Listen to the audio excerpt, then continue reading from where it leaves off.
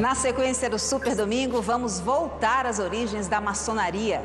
Algumas lendas afirmam que os maçons descendem dos cavaleiros templários. Outras dizem que nasceram dos habilidosos construtores das imensas catedrais erguidas na Idade Média.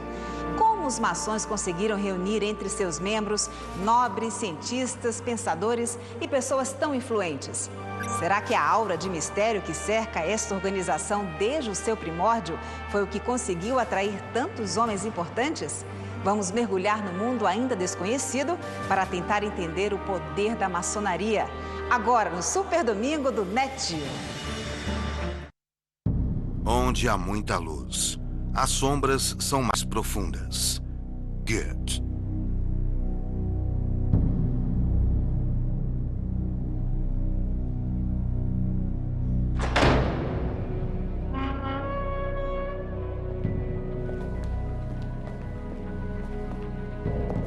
Hoje, pelo mundo inteiro, há mais de 4 milhões de pessoas envolvidas com a maçonaria. Quem são essas pessoas? Seus segredos nos fascinam. Sua descrição nos intriga. Mas as próprias lojas esqueceram de onde vieram. O maior dos seus mistérios tem permanecido oculto há séculos. Onde e como tudo começou? Quais são as verdadeiras origens da maçonaria?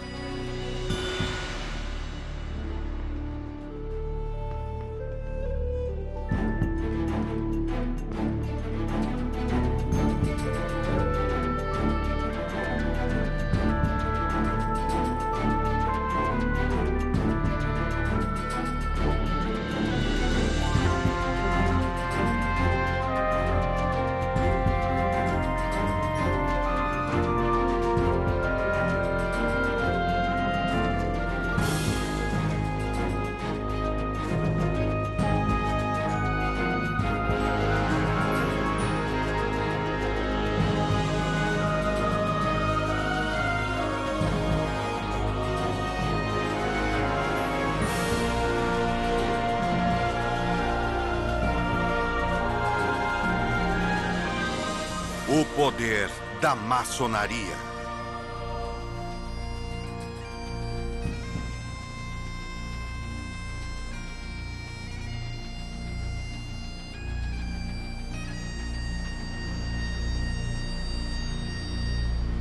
No coração de Londres localiza-se um dos maiores templos maçônicos do mundo. Oficialmente foi nesta cidade que a maçonaria começou no início do século XVIII. Para alguns, é uma sociedade secreta envolta em profundo mistério. Para outros, é um grupo iniciático que promove a fraternidade entre os seres humanos. Mas para muitos, é uma rede de homens de negócios e conspiradores com interesses próprios. Os maçons cultivam o mistério, o que gera suspeita. Para o mundo dos maçons, este círculo vicioso viria a trazer sérias consequências. Isso explica por que, a partir de 1738, a maçonaria foi excomungada pelo Papa Clemente XII. Seria o início de uma longa série de condenações para os maçons e seus segredos.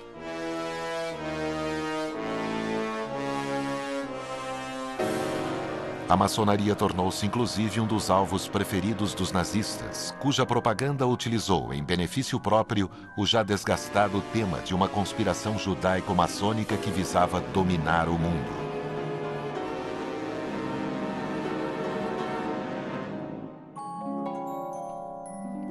Este contexto de suspeitas explica por que a imagem que temos da maçonaria é tão caótica. Cavaleiros templários, Rosa-Cruzes, alquimistas e outras tradições místicas são todas usadas nas teorias comuns sobre as origens da maçonaria.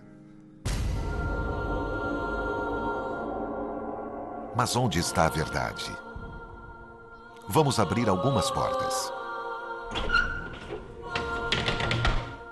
Muitos acreditam que os maçons são descendentes dos cavaleiros templários.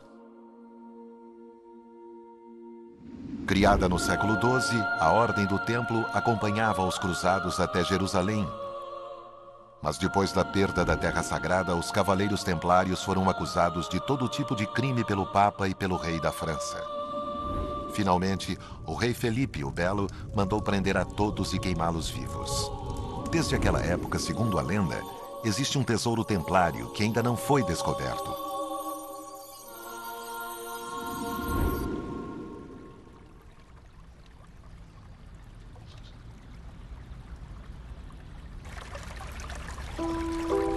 Cinco séculos depois, na França, um maçom escreveu um discurso famoso até hoje no qual ele expôs pela primeira vez a teoria dos Cavaleiros Templários. Será este o homem que está na origem desta lenda? Este é o homem que eles chamavam de Chevalier Ramsay, Andrew Ramsay, que era o orador da Grande Loja da França. E ele, por ser o orador, era responsável por preparar as palestras ministradas aos maçons. Chevalier Ramsay era escocês. Ele fugiu das guerras religiosas em seu país e buscou o exílio na França. E eis a nossa história real. Eles prometeram restaurar os templos. Em 1736, ele proferiu o discurso em uma loja de Paris, quando afirmou que os maçons são descendentes dos Cavaleiros Templários. Prometeram restaurar os templos dos cristãos na Terra Santa e juraram usar sua ciência e sua riqueza para retornar a arquitetura à sua função original. E ele explica que, durante as cruzadas, esses cavaleiros tinham duas coisas a fazer. Eles tinham que construir fortes nos quais pudessem se refugiar e tinham de combater os infiéis. Em uma das mãos, eles levavam a espada. E na outra mão, eles levavam uma espátula.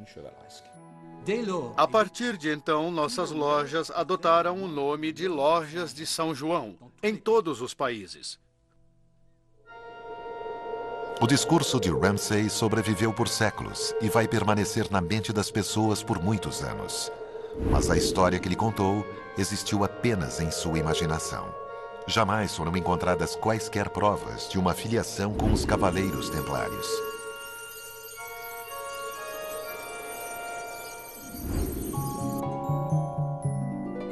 O mesmo se aplica a todas as outras tradições esotéricas com as quais a maçonaria foi conectada. Depois que a maçonaria foi fundada com seus graus e rituais básicos, então claramente muitas pessoas acharam que aquilo era divertido, mas ainda procuravam por outros ramos da mitologia além dos ensinamentos maçons. Ah, os Cavaleiros Templários, isso deve ser bacana. O Santo Graal, o que for. Eles inventaram isso. Eles se divertiram com isso, mas não há uma palavra de verdade nisso tudo. Na verdade, não há nada de original na maçonaria. Nós emprestamos elementos de muitos lugares. Nosso simbolismo foi emprestado dos construtores ao usar suas ferramentas. Nós emprestamos simbolismos religiosos. É como nós usamos isso e como interpretamos isso que os torna maçônicos. No que os maçons obtiveram muito sucesso foi em tornar os mitos e o conhecimento hermético antigo muito relevantes para a época em que estavam vivendo. A era moderna do fim do século XVII, começo do século XVIII. E eles conseguiram reunir as duas coisas, a iluminação e o misticismo, e criar uma irmandade atraente para vários tipos de indivíduos. Então, a maçonaria não veio dos Cavaleiros Templários. Assim, a pergunta permanece. De onde ela veio? Ela se originou, como muitos gostariam, com o legado daqueles que construíram as catedrais? Existe um detalhe crucial que pende a favor desta teoria. As ferramentas simbólicas usadas pelos maçons, como o esquadro e o compasso, eram usadas pelos construtores das catedrais. Seriam os construtores da Idade Média os ancestrais dos maçons modernos? Se você fosse um construtor, os projetos de edifícios em pedras eram muito raros. Você precisaria viajar para trabalhar. Quando uma igreja era construída, eram necessários muitos operários e eles tinham de ir aonde estava o trabalho. Então, os construtores costumavam viajar longas distâncias, não ficavam presos a uma vila ou cidade em particular. E isso parece ter dado a eles o sentimento peculiar de que eram um povo à parte. Estes construtores formaram uma corporação sólida. Durante muito tempo, eles mantiveram suas tradições e rituais próprios. O local da construção da catedral era imenso e o trabalho continuava por dezenas de anos.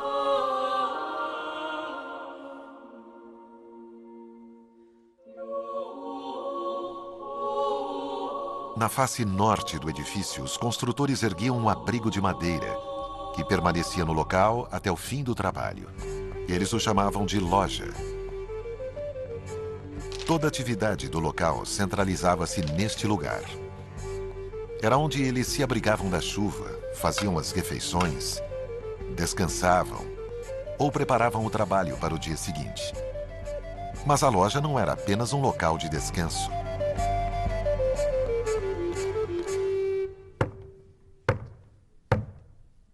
Quando a noite caía, os construtores deixavam as ferramentas e praticavam seus rituais, como de boas-vindas à profissão para um jovem aprendiz.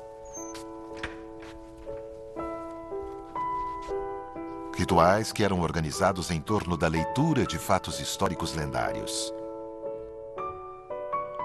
Os manuscritos que eram lidos nas lojas são conhecidos como antigos encargos. O poder do nosso Pai Celestial. Amém. Amém. No 12º capítulo do Gênesis, ele conta como Abraão chegou à terra de Canaã e o Senhor apareceu para ele e disse: darei essa terra à tua descendência. Mas grande fome recaiu sobre aquela terra. Basicamente, eles levam a história e os mitos que nós considerávamos maçons até a criação, destacando sua importância, destacando que eles são descendentes de um povo de nascimento nobre, destacando que eles são os mestres da geometria e, portanto, cientistas e teóricos, além de trabalhadores. E enquanto durou a fome, ele ali permaneceu. E Abraão, de acordo com a crônica, era um homem sábio e um grande matemático, que conhecia as 7 ciências e ensinou aos egípcios a ciência da geometria. E houve outro sábio, Euclides, que foi seu escriba e aprendeu com ele. E ele deu o primeiro nome à geometria, pois tudo o que era relativo a ela antes não tinha o nome de geometria. Os antigos encargos dos construtores da Idade Média eram tipicamente ingleses. Alguns desses textos sobreviveram ao longo dos séculos. Um deles está preservado na biblioteca da Grande Loja Unida da Inglaterra. Este é o manuscrito número 1 da Grande Loja, que é o terceiro manuscrito mais velho dos antigos encargos. Ele é um rolo com cerca de 2 metros de comprimento, com a palavra de Deus e o início da história do ofício dos construtores. Ele remonta a 1588.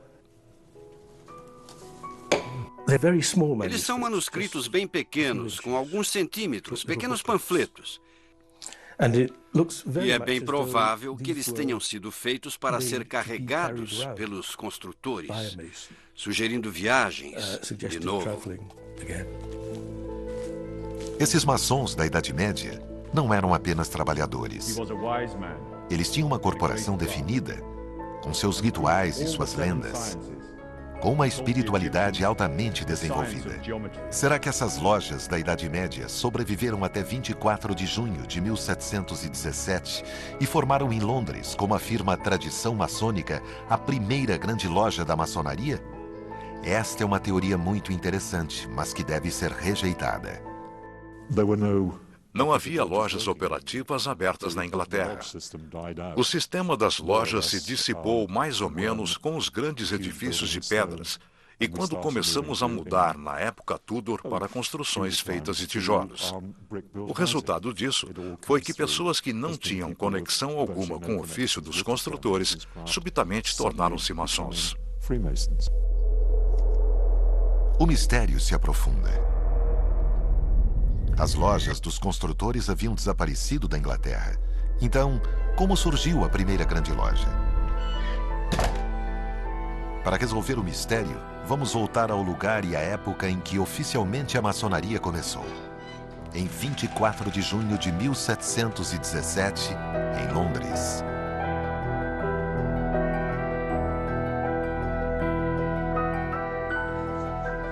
Naquela noite, na taverna Goose and Gridiron, 4 grupos de homens decidiram se reunir e criar juntos o que chamaram de Grande Loja.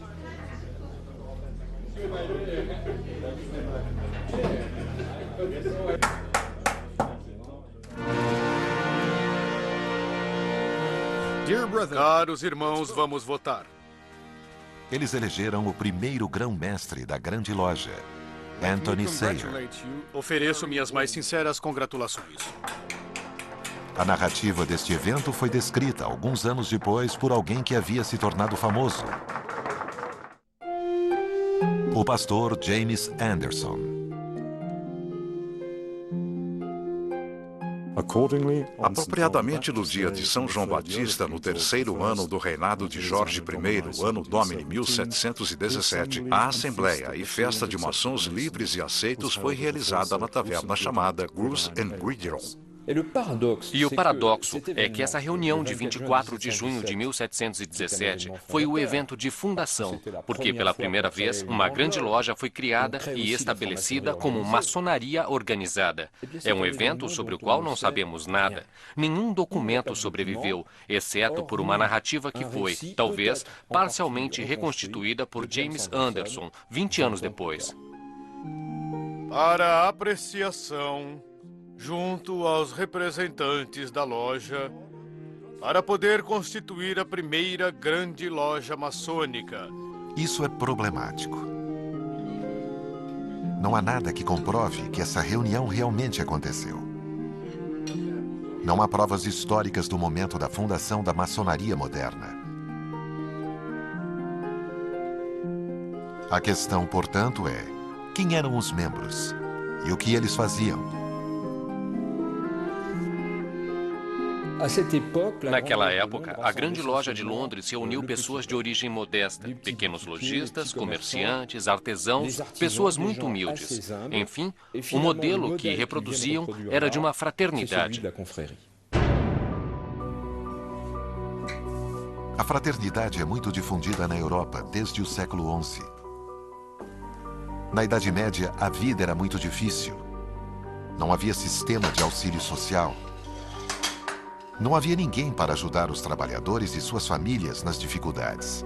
Essas pessoas, portanto, decidiram reunir dinheiro em um fundo comum e ajudar umas às outras. Em Londres, em 1717, as pequenas organizações chamadas lojas ainda tinham uma função de apoio mútuo.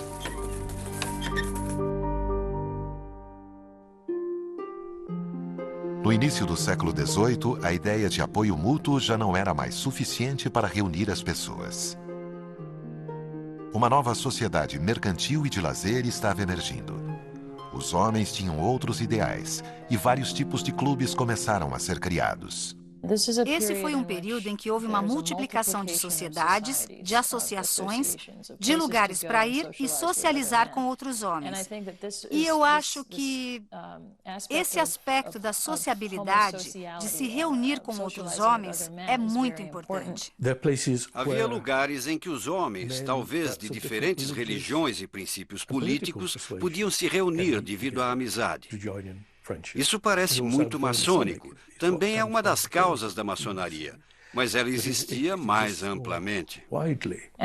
E o que a maçonaria oferecia, e as outras sociedades não, era um propósito muito sério. Homens que queriam transformar-se em pessoas melhores, onde iam aprender a tornar-se cidadãos de seus países. Outro clube oferece um retrato nítido deste novo estado de espírito. Desde 1660, a Royal Society tinha como objetivo reunir diferentes tipos de indivíduos para o estudo da ciência. Ela tinha um sucesso considerável e, graças a isso, a revolução científica difundiu-se na Europa com o trabalho de Isaac Newton. De repente, veio a constatação de que o mundo obedece a regras que podem ser formuladas pela mente humana. Agora, nós sabemos que a maioria dos membros da Royal Society estavam interessados naquele clube maçônico que estava começando a emergir. Então, é importante considerar essa nova ciência como não inteiramente científica. Eles ainda estavam interessados na alquimia, por exemplo. Estavam interessados no hermetismo e em muitas coisas que nós não consideramos científicas hoje. Mas os membros da Royal Society estavam mesclando todas elas, e a maçonaria era o veículo lógico para fazer isso. Muito rapidamente, uma verdadeira moda maçônica tomou conta de Londres. Era um sucesso que envolvia todas as classes sociais. O número de lojas mais que dobrou. Em 1723, apenas em Londres havia mais de 30 lojas. E aquilo tudo explodiu em poucos anos. Nobres, plebeus, comerciantes, todos em Londres diziam: ei, essa é a última moda. Não era como os velhos clubes. O líder de mercado agora eram os clubes maçônicos, as lojas. Uma das coisas que impressionava as pessoas era que elas não podiam escrever os rituais. Os rituais não podiam ser impressos. Era proibido publicar estes primeiros rituais. Entretanto, alguns registros sobreviveram. Os membros da loja sentavam-se em torno de uma mesa apoiada em cavaletes.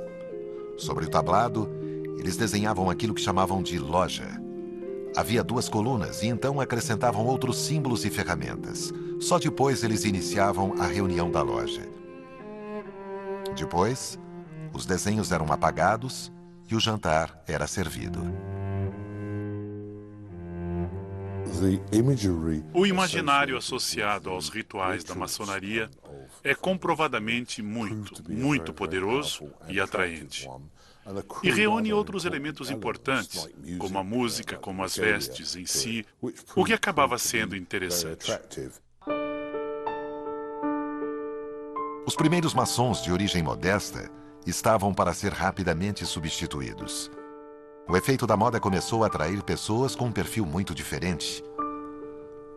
Os nobres e os cavaleiros começaram a fazer suas aparições. Sua entrada selou definitivamente o destino da instituição.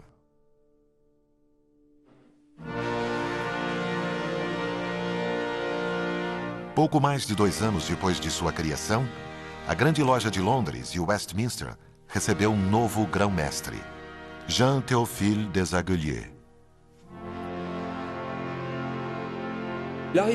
A chegada de Desaguliers foi um evento considerável, que talvez não tenha sido percebido assim na época, mas que foi, na realidade, uma verdadeira revolução, porque Desaguliers não era um João Ninguém.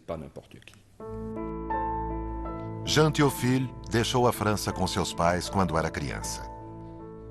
Eles eram protestantes fugindo da perseguição que se seguiu à revogação do Édito de Nantes. Ele fez uma carreira brilhante.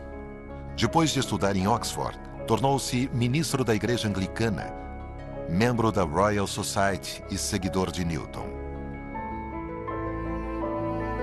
Por toda a vida, ele foi um cientista apaixonado e uma das forças motrizes da Revolução Newtoniana.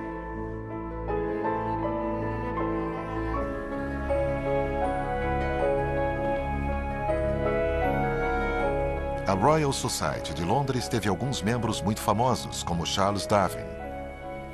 Foi a primeira organização a colocar a experimentação no centro das pesquisas científicas. Keith Moore é o guardião da memória de seu venerável corpo. Desaguliers deixou sua marca na instituição. Ele estava no centro de uma rede de pessoas que eram interessadas na ciência, mas não apenas ciência. Ele falava francês muito bem, falava latim muito bem, e ele dava palestras em 3 línguas. Então sua rede de contatos não era apenas britânica, ela se estendia para o continente também. Os trabalhos de Desaguliers são cuidadosamente preservados na Royal Society. Estes arquivos originais são testemunhas do ambiente científico em que ele viveu e trabalhou. Aqui nós temos uma descrição de alguns dos experimentos de Sir Isaac Newton sobre luz e cor, feitos diante da Royal Society por J.T. Desaguliers. Então, estes são os relatos de Desaguliers repetindo os experimentos de Newton. Aqui nós temos a luz branca fracionada em seus componentes: vermelho, laranja, amarelo, verde. E aqui, na ordem inversa. Muitos dos maiores cientistas desse período eram grandes colecionadores, o que custava, é claro, muito dinheiro. Ou no caso de Desaguliers, ele precisava de uma considerável quantia de dinheiro para pagar as experiências e equipamentos. E dizem que a casa dele era absolutamente repleta de equipamentos. E ele precisava disso para suas experiências, precisava disso para dar apoio às palestras públicas que ele ministrava. Ele foi um grande divulgador da ciência newtoniana, da filosofia newtoniana. Então, ele entrou para o clero para conseguir uma renda. A Royal Society o ajudava em termos de engenharia de projetos, e os círculos maçônicos também permitiam que ganhasse a vida através de patrocínios. Como muitos outros cientistas ou artistas da época, Desaguliers usava assim a maçonaria para contatos profissionais e lobby, a fim de obter os meios necessários para seus experimentos. Nos 2 anos seguintes, sob sua óbvia influência, uma classe social completamente nova entraria para a loja. Primeiro, alguns aristocratas e depois a nobreza, que frequentemente pertenciam à comunidade científica. E, finalmente, como culminação de seu trabalho, em 1721, ele consegue eleger como grão-mestre da Grande Loja de Londres o Duque de Montagu, que, na época, era o homem mais rico da Inglaterra. Há uma ironia nisso, porque os maçons, é claro, alegam que na loja maçônica todos são iguais, estão nivelados, que as diferenças sociais são amplamente ignoradas. Mesmo assim, estavam desesperados para se tornarem respeitados através de membros da nobreza, por terem líderes na hierarquia social, no governo entre eles. Desaguliers conseguiu essa transformação não apenas pela mudança dos indivíduos, mas também por abalar as estruturas. Em 1721, ele pediu a um pastor escocês desconhecido, James Anderson, para redigir uma constituição cujo propósito era organizar os maçons e seu estilo de vida. O pastor vivia muito modestamente e, por volta de 1720, teve diversos reveses financeiros. Ele estava afogado em dívidas e sua situação era precária. Para sobreviver, ele elaborava a árvore genealógica sob encomenda. Nestas genealogias completamente inventadas, ele criava para seus clientes uma linhagem famosa e de prestígio. Pediram a ele para fazer a mesma coisa por um novo clube, a Grande Loja. Anderson não elaborou apenas as regras, mas também uma história para a instituição. No entanto, não eram as ideias de Anderson expressas ali, mas a dos líderes da nova Grande Loja, e em particular a de Jean-Théophile Desaguliers. Tudo o que ele escrevia era verificado por um comitê e depois aprovado antes da divulgação. Foi dessa maneira que nasceu a famosa Constituição de Anderson. Para corroborar seus relatos, Anderson mergulhou nas histórias dos construtores da Idade Média, incluindo, é claro, os notórios antigos encargos. Ele era um acadêmico da maçonaria, um dos primeiros acadêmicos da maçonaria, porque ele fez uma pesquisa nos antigos documentos e os interpretou para os seus contemporâneos. O que dali por diante passou a ser chamado de Constituição de Anderson. É provavelmente o texto mais fundamental produzido pela maçonaria. Eles tinham uma influência enorme. Ele foi traduzido em francês, alemão e italiano no início de 1730, quando a Grande Loja emergiu na Europa e no que viria a se tornar os Estados Unidos da América. Anderson viria a relacionar os membros do novo clube maçônico de Londres aos construtores da Idade Média. Inventou uma ligação com os construtores enquanto ainda alegava que os verdadeiros ancestrais dos maçons eram também os diversos líderes mundiais desde Adão. Esta mentira foi de fato política. Dessa maneira, ele criou legitimidade para os novos líderes da loja, que também eram da classe dominante da sociedade inglesa. Esse trabalho de Anderson foi muito importante para estabelecer a autoridade moral dessa nova organização. Se você pudesse entrar para um clube que foi aberto na semana passada, ou se tivesse a opção de entrar para um clube que foi iniciado há 1000 anos ou há 2000 anos, qual deles você escolheria? A tendência natural é escolher o mais antigo e não o mais novo. Com os regulamentos do Livro das Constituições, podemos ver um padrão emergindo, no qual Londres é o centro, e expande-se para fora, atraindo as outras lojas, abrindo lojas, deliberadamente estabelecendo lojas, sob uma estrutura centralizada, com um certo grau de controle envolvido em tudo.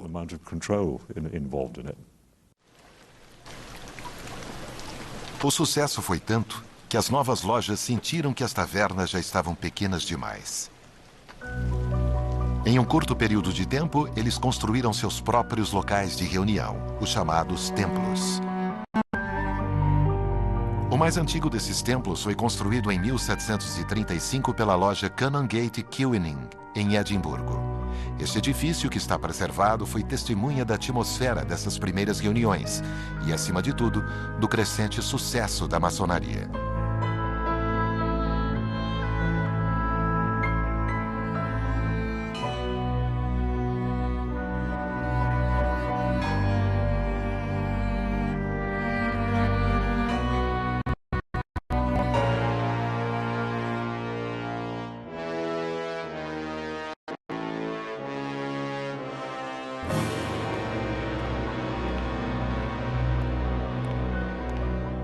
As mentes por trás deste sucesso foram um pastor escocês e o filho de um refugiado francês. Anderson e Desaguliers eram estrangeiros naquela Londres do século XVIII. Ele era tratado como um forasteiro nas ruas. Ele era um clérigo não conformista. Ele era meio marginal.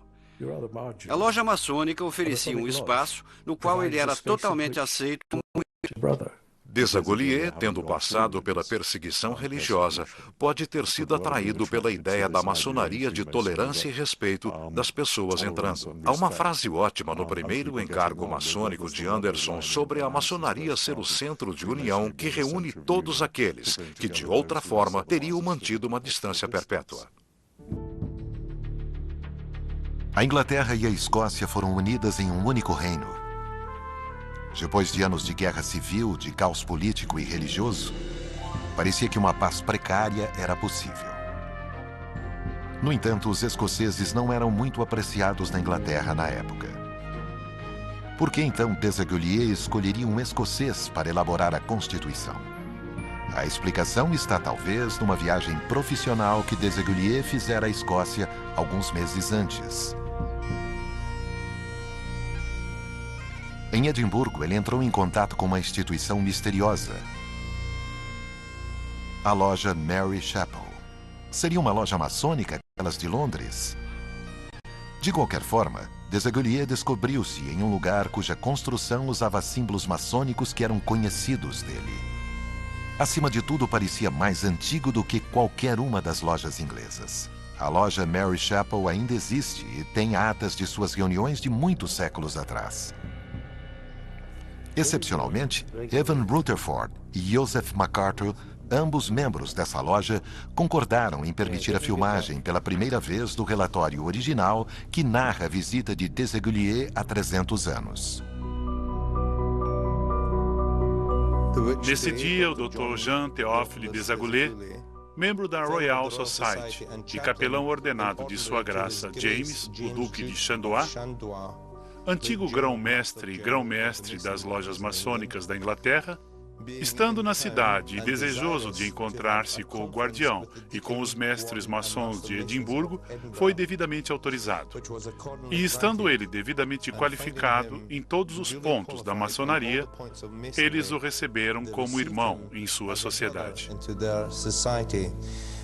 Parece bem claro para mim, com esta ata, que o Dr. Desaguliers, tendo trabalhado na cidade de Edimburgo, tomou conhecimento da loja e de sua operação, porque desejou reunir-se com o guardião e os mestres maçons de Edimburgo. Então era desejo dele vir à loja. Eles o testaram para garantir que era realmente um maçom. Ele era um ex-grão-mestre da Inglaterra, como se denominava, mas eles queriam ter certeza. Eu tenho certeza de que eles se sentiram honrados com a visita à loja de Edimburgo. E eu acredito que ele já havia percebido que naquela época ela já existia há um tempo considerável, e certamente ele apreciou a antiguidade da loja. Ele decidiu que um escocês, ele deve ter conhecido Anderson em Londres antes disso. Um escocês, um maçom escocês, seria o melhor meio de definir a Constituição, porque ele realmente conhecia os assuntos maçônicos.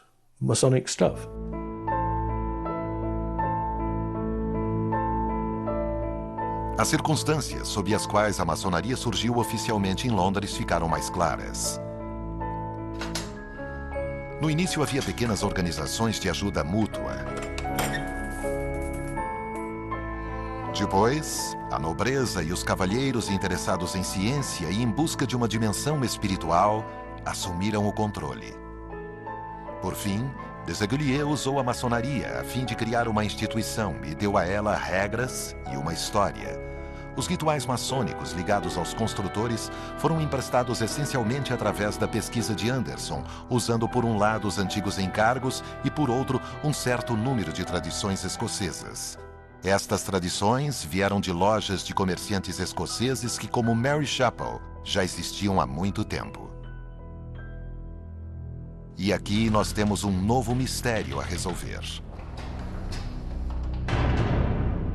Quem são esses maçons escoceses que precederam os clubes de Londres em mais de 100 anos?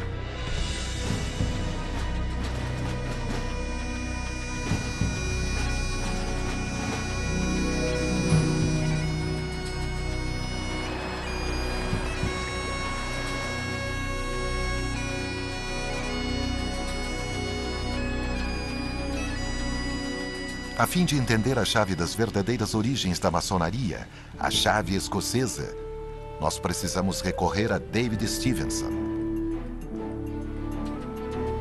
Há 25 anos ele vem estudando os arquivos das lojas escocesas, fascinado pelo espírito desses construtores. Vejam só os feitos deles. Olhem em volta, o cenário medieval. Há grupos de residências com 2 andares e também abadias e catedrais altíssimas, construções incríveis.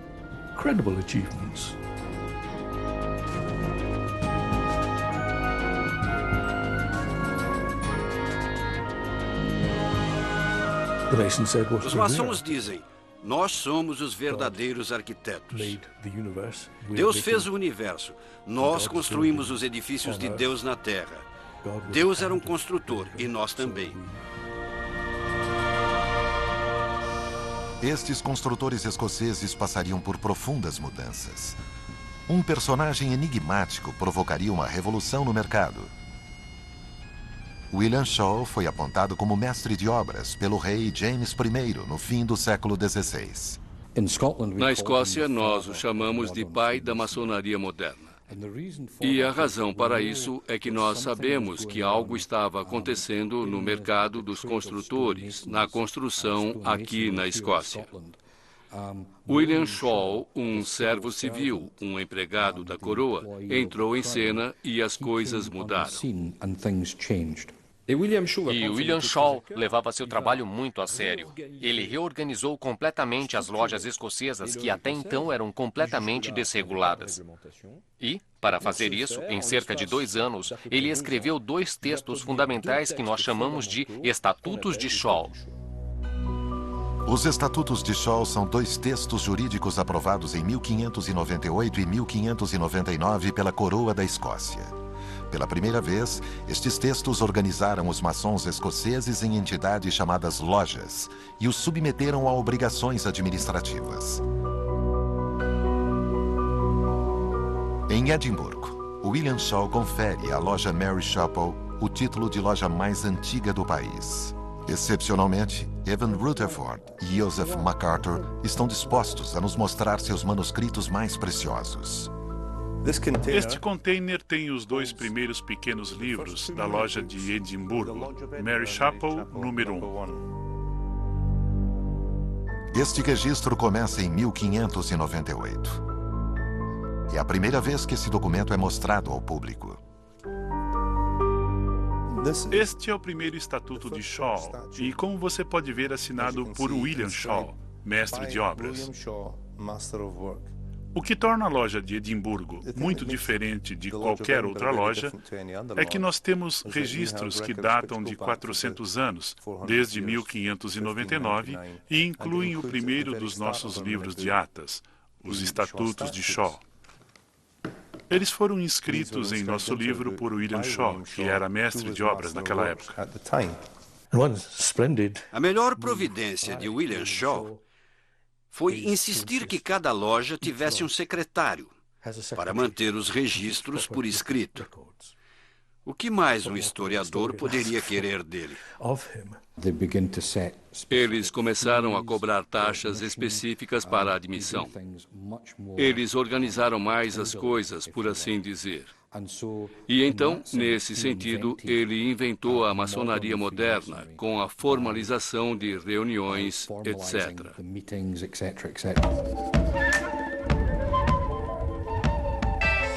Quem vê de longe pode não gostar. Os estatutos de Shaw também consolidaram o antigo costume dos construtores, a palavra maçom. Dependendo de onde você estava, que nível alcançou, que estudos já fez, você receberia uma certa palavra ou um certo aperto de mão. Segundo os estatutos de Shaw, era costume nas lojas escocesas da época, um mestre maçom não tinha o direito de dar trabalho para um trabalhador que pedisse por ele, a menos que o maçom desse a ele a chave correta, que era o código maçom. E por fim, há uma outra coisa intrigante nestes estatutos. Algumas palavras carregadas de significado e história, envoltas em um tipo especial de espiritualidade, a arte da memória. Ele estava imaginando um meio pelo qual os construtores preservariam seus segredos. Ele sabia que eles eram analfabetos, que não sabiam ler e escrever. Então, ele disse, durante o ano, vocês precisam memorizar uma coisa, e todos os anos serão testados na sua capacidade de repetir isso na loja diante de todos os outros. É claro que é uma surpresa encontrar não apenas uma alusão, mas uma referência muito clara à arte da memória em um texto que deveria regular o trabalho nas lojas maçônicas operativas. Porque é óbvio que, com a arte da memória, é uma tradição extremamente antiga, uma tradição intelectual que, de repente, aparece. A arte da memória é uma técnica de memorização muito antiga.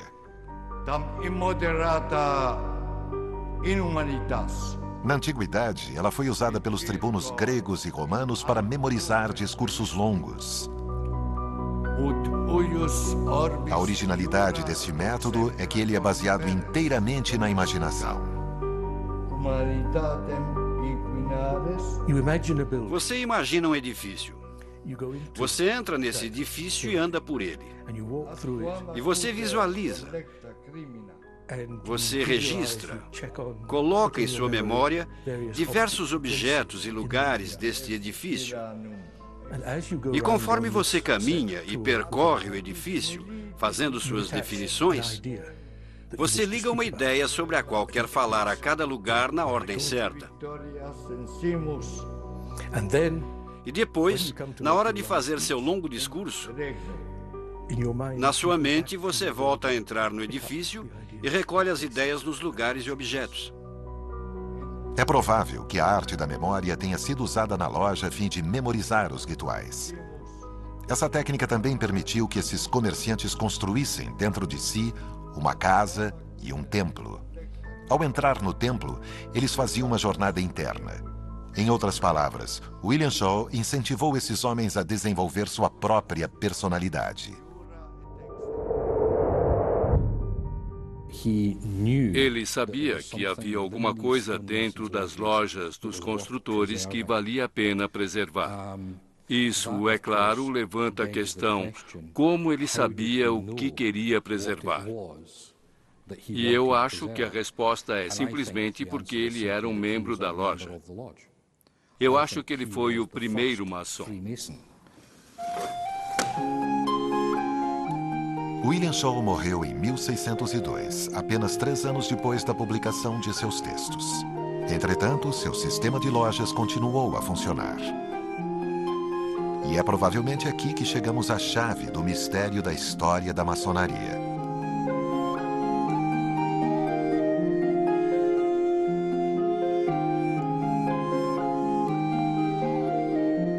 Um novo fenômeno iria ocorrer, sem dúvida. As lojas dos construtores iriam aceitar em seu meio, de tempos em tempos, homens que não eram do ramo. Estes recém-chegados ficariam conhecidos como cavalheiros maçons. Os primeiros a entrar para estas lojas eram aristocratas que trabalhavam para o governo e que eram responsáveis pela construção de diversos palácios reais e castelos, coisas desse tipo. Então, havia uma conexão entre os construtores e estes aristocratas, uma conexão de trabalho. Eles chegavam, eram iniciados e era a última vez que a loja os via. Eles não queriam participar da organização social, só estavam intrigados por seus segredos e pelos rituais. O papel dos cavalheiros maçons na história da maçonaria foi essencial. Um desses cavalheiros maçons ilustra perfeitamente o estado de espírito destes homens. Sir Robert Moray, iniciado, por ironia da história, na loja Mary Chapel. Ele era general contramestre do enfraquecido exército escocês perto de Newcastle, e diversos membros da loja de Edimburgo estavam claramente envolvidos com o exército. Então o admitiram como membro da loja. O rei disse sobre Robert Moray que ele era um homem que tinha uma igreja própria. Ele era seu próprio chefe, com suas crenças próprias. Eu acho que ele era um maçom único, também que tinha sua própria maçonaria. Na época de sua iniciação, Robert Moray recebeu uma marca de maçom, um símbolo, o pentáculo. A marca é uma antiga tradição dos construtores. Cada maçom era obrigado a marcar suas pedras a fim de receber seu salário. Durante a vida toda, Moray se identificou com esta marca e a utilizou em diversos documentos, principalmente nas cartas que enviava a seus correspondentes. Ele não escolheu uma marca aleatória. Ele escolheu o pentáculo, que é um símbolo muito antigo com uma grande carga de significado simbólico. Ele aprendeu bastante naquela reunião que ele poderia confiar na sua marca pelo resto da vida, sem mesmo ter de voltar a uma loja. E depois, ele tornou-se a principal força, eu acredito, por trás da fundação da Royal Society. Isso tudo poderia ser pura obra do acaso? Nós encontramos Robert Moray de novo em Londres, apenas 50 anos antes da criação da Grande Loja. E foi ele que se tornou uma das figuras principais da fundação da Royal Society. Foi devido à influência de Moray sobre a família real inglesa que a Royal Society obteve sua própria sede e seu nome. Então ele foi uma figura muito importante, sem dúvida, a partir de 1666. E também dizem, é claro, que ele era um maçom. Sua filosofia era, seja isso considerado ou não maçônico, de muita tolerância. E ele misturava-se com homens de todos os tipos e crenças. E isso tornou-se uma das maiores características da Royal Society. Ninguém ali discutia religião ou política. Eles se socializavam e falavam de ciência.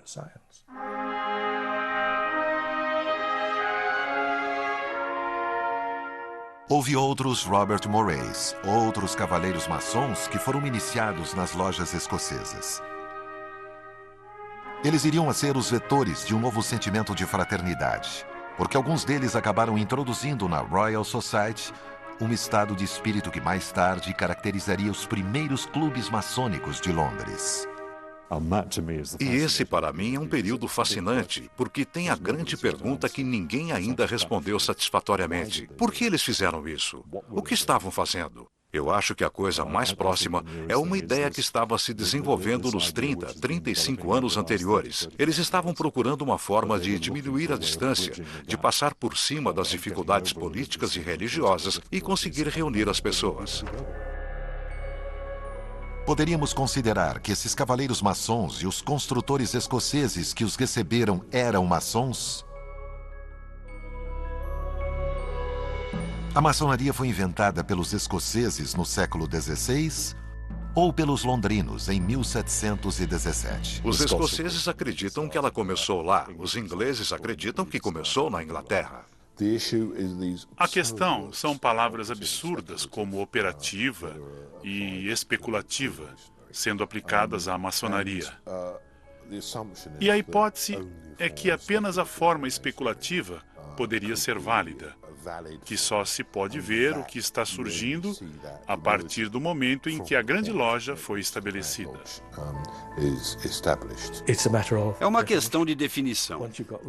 Depois que surgiram lojas com iniciações maçônicas, com homens que não eram construtores dentro delas, isso parece maçonaria para mim. Houve um tempo, no fim do século XVII, em que havia maçons antes mesmo de haver lojas. E, provavelmente, antes de alguém falar em maçonaria. E eis a nossa história real. Eles prometeram restaurar os templos dos cristãos. As relações interpessoais, longe das vicissitudes das guerras e conflitos, favoreceram o aparecimento de um novo elo, a fraternidade. O simbolismo da maçonaria por acidente histórico serviu como a base sobre a qual foi transplantada a necessidade de contato humano sem qualquer rótulo específico. Esta é uma necessidade humana que sempre fez parte da história do homem. Com sua mitologia das construções, a maçonaria quis ilustrar a imagem da construção interna do homem. Com seu objetivo de elevar o homem terreno até os céus, a maçonaria alega trazer uma nova espiritualidade. Uma espiritualidade cuja força veio das inter-relações humanas. Muitos elementos diferentes, assim, foram reunidos para criar a maçonaria. Os construtores escoceses, os antigos encargos ingleses, o surgimento dos clubes londrinos, a criação de organizações de ajuda mútua. Uma elite obcecada tanto pelas relações interpessoais quanto pelo progresso científico. Todos esses fatores foram reunidos e se fundiram para criar uma das partes mais fascinantes da história humana. Uma história rica, sobre a qual as pesquisas estão apenas começando. Uma história que continua a ser escrita.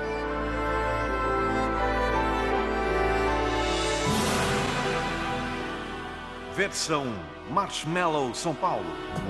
Na sequência do Super Domingo, vamos conhecer histórias inacreditáveis de pessoas capazes de chegar a extremos para provar sua fé.